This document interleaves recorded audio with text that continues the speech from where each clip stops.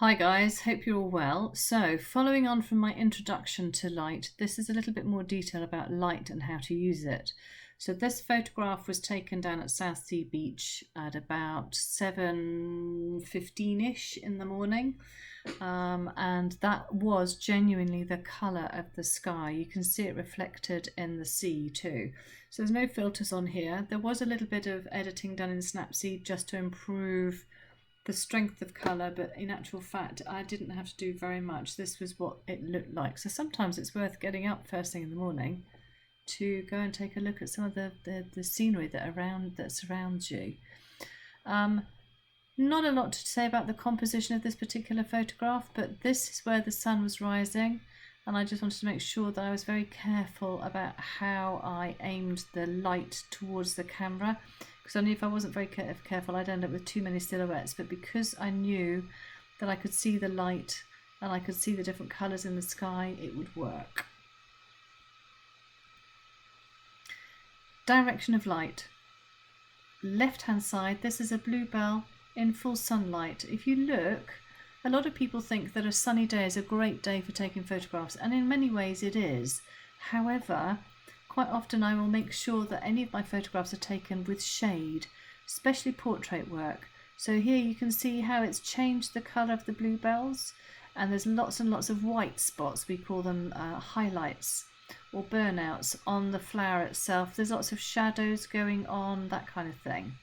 Whereas the photograph on the right, I've shaded the bluebell and the colour has gone back to more of a normal bluey colour. There are no stark shadows on the tops of the plant. It's all very evenly lit, not too many white spots on it or anything like that. So really what you're aiming for is shade when you're taking photographs as much as possible, unless you're going to play with the shadows. So same with portraits.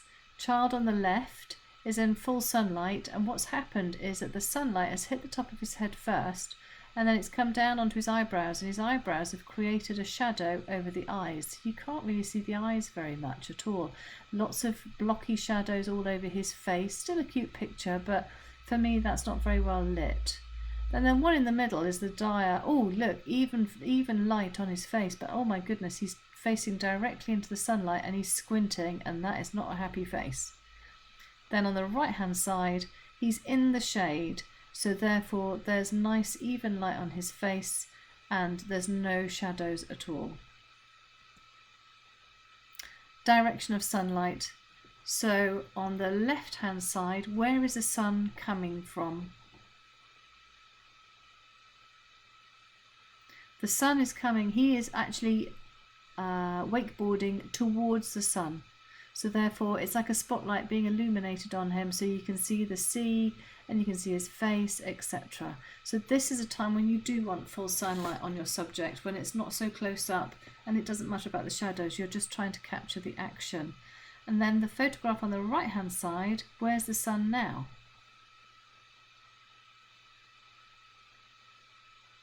So the sun is behind him, and you can see this because it's highlighting his hair. It's coming through the sort of wispy bits of his hair. This is called a halo, but he's in complete darkness. And the reason for this is the camera, when you point your camera towards the sun, it will read that there's a lot of light there, and it will tone down and darken your photograph because it thinks it's going to be overexposed. Whereas the photograph on the left is nicely exposed, the photograph on the right is too dark. And you have to remember that when you shoot into the light, you are going to get a silhouette because the light is behind your subject and is not shining onto the front of your subject as it is here. It's behind the subject, so in actual fact, if you walked around him right now, the back of him would be well lit, but obviously the front of him isn't because there's no light directly hitting him.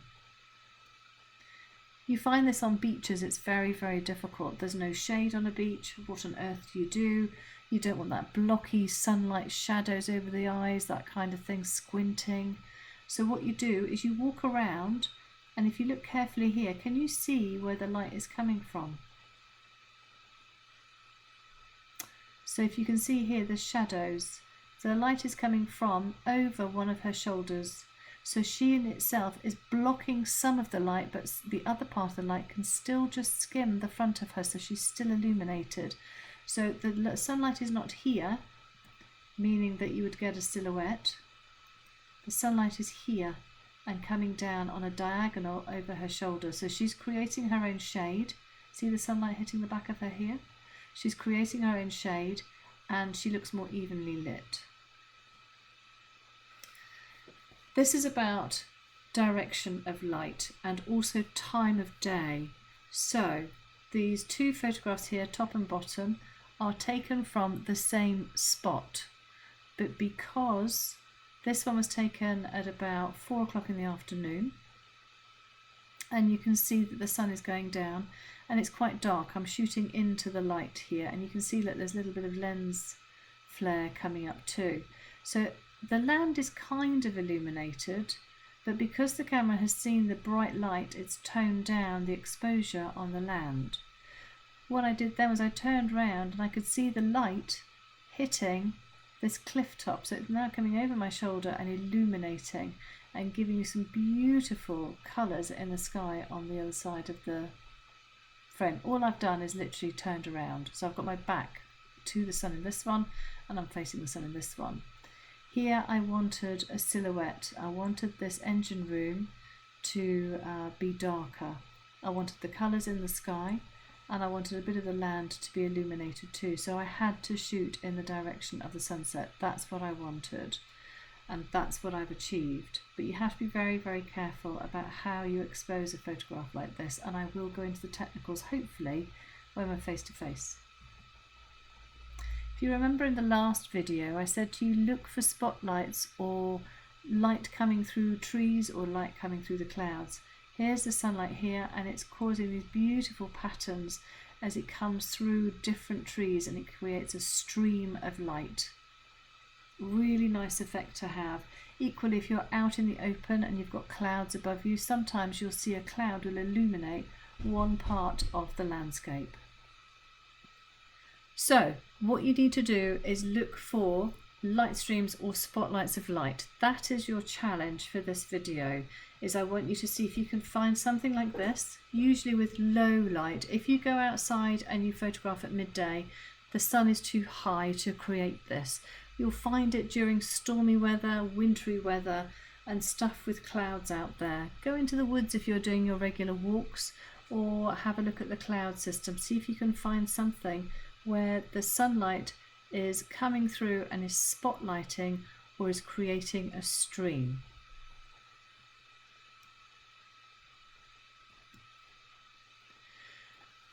Always think of the time of day. The light changes no matter what the time of day. Here we've got an early morning spider's web. Here we've got an afternoon sunset like you saw before, where the sun is very low in the sky at both ends of the day.